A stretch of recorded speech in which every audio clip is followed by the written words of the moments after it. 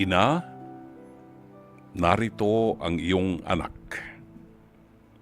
Narito ang iyong ina. Ito ang ikatlong wika ng Panginoon habang siya'y nakabayubay sa krus. Sangayon sa Ebanghelyo ni San Juan, sa ika-19 na kabanata, talata 26 hanggang 27. Nang makita na Jesus ang kanyang ina at ang kanyang itinatanging disipulo na si Juan,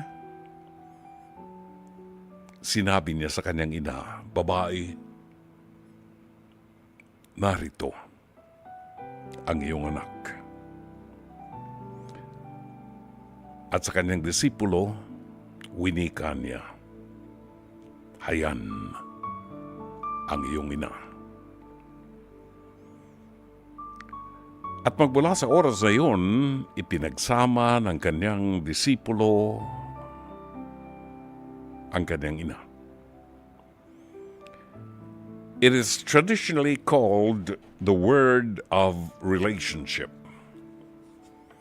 Sa ikatlong wika, ay pinagkatiwala niya sa kanyang ina, ang kanyang ina sa kanyang apostol na itinatangi. Punahin natin ang katagang ginamit ni Jesus para sa kanyang ina. Hindi niya tinawag na ina o mother. Ginamit niya ang katagang babae. Sa salitang Griego, ang salitang babae ay nagpapahayag ng isang malalim na paggalang at paglalambing. Maaring isipin ng ilan na ito'y pagtawag ng kawalang galang kay Maria na kanyang ina. Subalit kung ating babalikan ang ilang bahagi sa Biblia, pinaniniwalaan ng maraming Katolikong paham sa Biblia, ang pagtawag kay Maria ng babae ay ang pagkilala sa kanya sa babae sa aklat ng Henesis sa ikatlong kabanata talata 15 at ng katagang "a woman clothed with the sun" sa Apokalipsis o Revelation chapter 12. Sa makatuwid, ang pagtawag kay Maria ng babae ay pagpapatunay lamang ng kadakilaan ng paggalang kay Maria bilang ikalawang Eva. Kung ang unang Eva ay mahina at naging dahilan ng pagkakasala at pagkakalugmok ng tao sa kasalanan na nagdulot ng kamatayan, dahilan kay Eva, ang unang Eva. Ang ikalawang Eva na si Maria, ang nagkaloob naman ng buhay sa kanyang anak na isinilang niya, minahal at inalagaan, at sa kamatayan ng kanyang anak na ito ay nagbigay ng kaligtasan sa tao.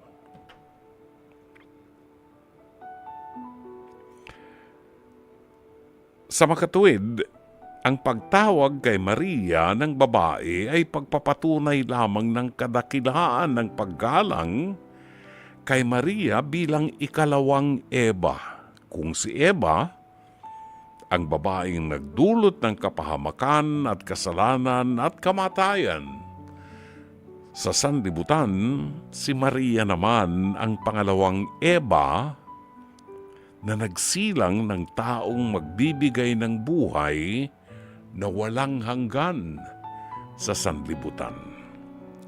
Nakita niyong comparison, kapatid, sa unang Eva at kay Maria na pangalawang Eva. The woman clothed with the sun. Sang-ayon sa Revelation o Apokalipsis. Maaari ding i-consider na ang pagtawag ni Jesus ng babae kay Maria ay pagpapahayag ng kanyang kapangyarihan bilang anak ng Diyos. Ang Diyos na nagtatagubilin sa isang mortal na tulad natin. Si Jesus ay anak ng Diyos na nagsasalita sa isang mortal na tinawag niyang babae. Sa ikatlong wika ay pinagkatiwala ni Jesus ang kanyang mga tagasunod sa pangangalaga ni Maria. Sino man na kumilala kay Jesus bilang tagapagligtas, sino man na kumilala kay Jesus bilang anak ng Diyos at tagapagligtas ng tao, Savior, ay pumapailalim sa pangyayaring ito sa pangangalaga ni Maria. Whether you like it or not, talikuran niyo man si Maria dahil hindi itong itinuturo ng inyong relihiyon,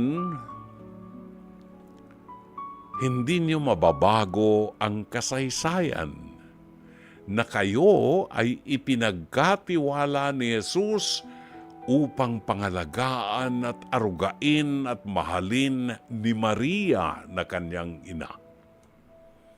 That is why she is called the Mother of the Church.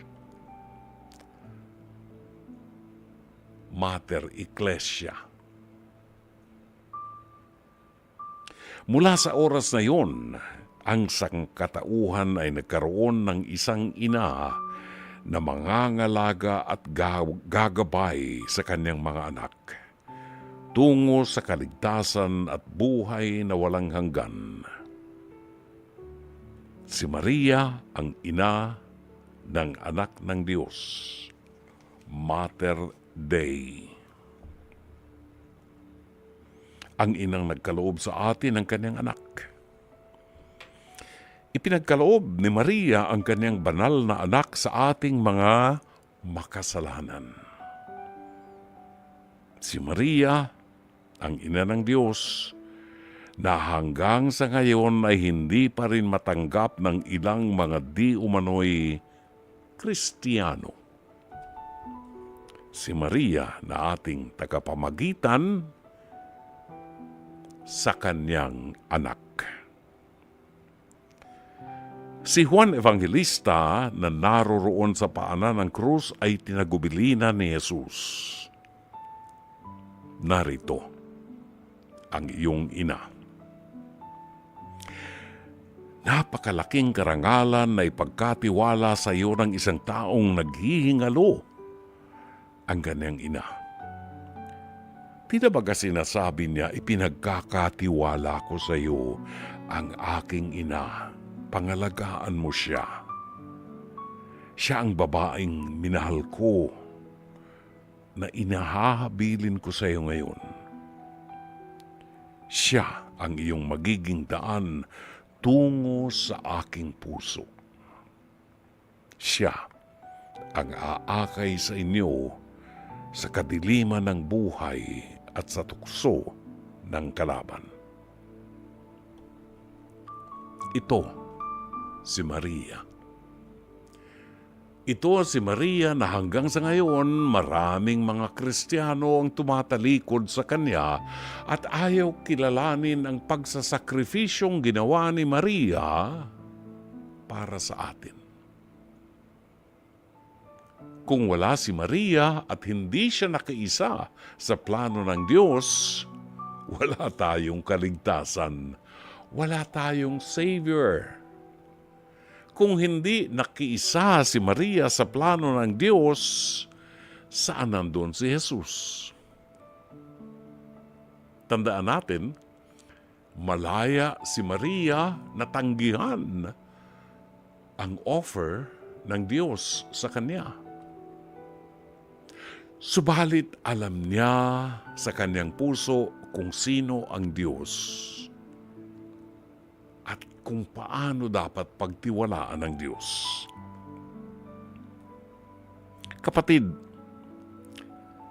gaano mo pinahahalagahan ang relasyon mo kay Maria?